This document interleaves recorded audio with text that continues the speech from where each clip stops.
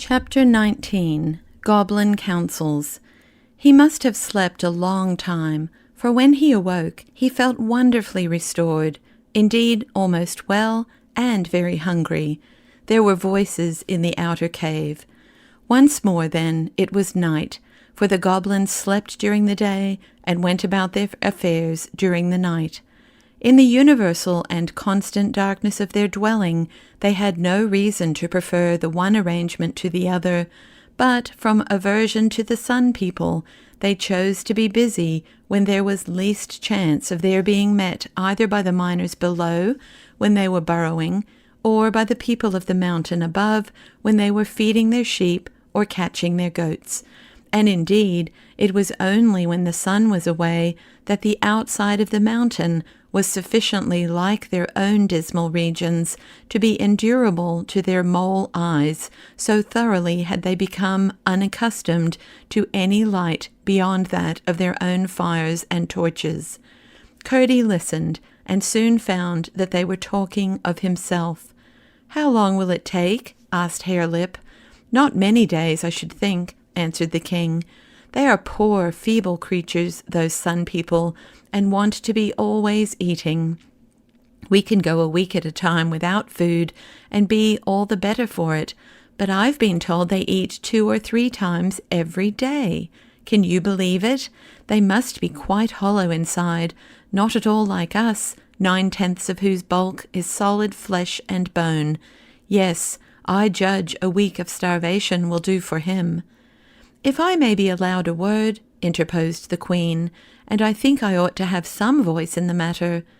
"The wretch is entirely at your disposal, my spouse," interrupted the king. "He is your property. You caught him yourself. We should never have done it." The queen laughed. She seemed in far better humour than the night before. "I was about to say," she resumed, "that it does seem a pity to waste so much fresh meat." "What are you thinking of, my love?" said the king. "The very notion of starving him implies that we are not going to give him any meat, either salt or fresh." "I'm not such a stupid as that comes to," returned Her Majesty. "What I mean is that by the time he is starved, there will hardly be a picking upon his bones." The king gave a great laugh. "Well, my spouse, you may have him when you like," he said. "I don't fancy him for my part. I am pretty sure he is tough eating." "That would be to honour instead of punish his insolence," returned the queen. "But why should our poor creatures be deprived of so much nourishment? Our little dogs and cats and pigs and small bears would enjoy him very much." "You are the best of housekeepers, my lovely queen," said her husband. "Let it be so by all means. Let us have our people in, and get him out and kill him at once. He deserves it. The mischief he might have brought upon us, now that he had penetrated so far as our most retired citadel, is incalculable. Or rather, let us tie him hand and foot, and have the pleasure of seeing him torn to pieces by full torchlight in the great hall." "Better and better!" cried the queen and the prince together, both of them clapping their hands. And the prince made an ugly noise with his hare lip, just as if he had intended to be one at the feast. "But," added the queen, bethinking herself, "he is so troublesome. For, poor creatures as they are, there is something about those sun people that is very troublesome. I cannot imagine how it is that with such superior strength and skill and understanding as ours, we permit them to exist at all. Why do we not destroy them entirely and use their cattle and grazing lands at our pleasure? Of course we don't want to live in their horrid country. It is far too glaring for our quieter and more refined tastes. But we might use it as a sort of outhouse, you know. Even our creatures' eyes might get used to it, and if they did grow blind, that would be of no consequence, provided they grew fat as well. But we might even keep their great cows and other creatures, and then we should have a few more luxuries, such as cream and cheese, which at present we only taste occasionally, when our brave men have succeeded in carrying some off from their farms." "It is worth thinking of," said the king, and I don't know why you should be the first to suggest it, except that you have a positive genius for conquest.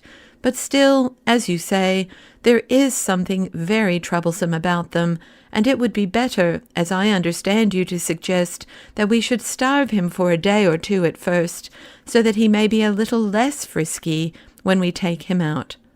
Once there was a goblin living in a hole.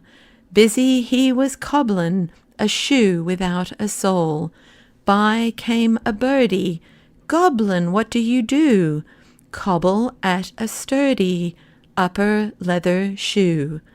What's the good o' that, sir? Said the little bird. Why, it's very pat, sir, plain without a word. Where 'tis all a hole, sir, never can be holes. Why should their shoes have soles, sir, when they've got no souls? What's that horrible noise? Cried the Queen, shuddering from pot metal head to granite shoes. I declare, said the King with solemn indignation, it's the sun creature in the hole. Stop that disgusting noise, cried the Crown Prince valiantly, getting up and standing in front of the heap of stones, with his face towards Curdy's prison. Do now, or I'll break your head. Break away, shouted Curdy, and began singing again. Once there was a goblin living in a hole. I really cannot bear it, said the Queen. If I could only get at his horrid toes with my slippers again. I think we had better go to bed, said the King. It's not time to go to bed, said the Queen. I would if I was you, said Curdy. Impertinent wretch, said the Queen, with the utmost scorn in her voice. An impossible if, said His Majesty with dignity. Quite, returned Curdy, and began singing again. Go to bed, goblin do, help the Queen, take off her shoe. If you do, it will disclose a horrid set of sprouting toes. What a lie! Roared the Queen in a rage. By the way, that reminds me, said the King, that for as long as we have been married, I have never seen your feet, Queen. I think you might take off your shoes when you go to bed. They positively hurt me sometimes. I will do as I like, retorted the Queen sulkily. You ought to do as your own hubby wishes you, said the King. I will not, said the Queen. Then I insist upon it, said the King. Apparently His Majesty approached the Queen for the purpose of following the advice given by Curdy, for the latter heard a scuffle and then a great roar from the King. Will you be quiet, then? Said the Queen wickedly. Yes, yes, Queen, I only meant to coax you. Hands off, cried the Queen triumphantly. I'm going to bed. You may come when you like, but as long as I am Queen, I will sleep in my shoes. It is my royal privilege. Harelip, go to bed.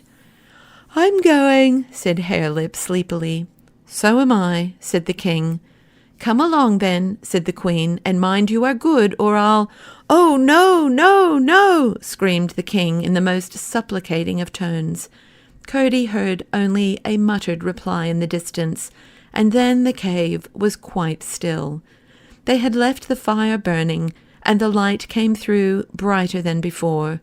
Curdy thought it was time to try again if anything could be done, but he found he could not get even a finger through the chink between the slab and the rock. He gave a great rush with his shoulder against the slab, but it yielded no more than if it had been part of the rock. All he could do was to sit down and think again. By and by he came to the resolution to pretend to be dying, in the hope they might take him out before his strength was too much exhausted to let him have a chance.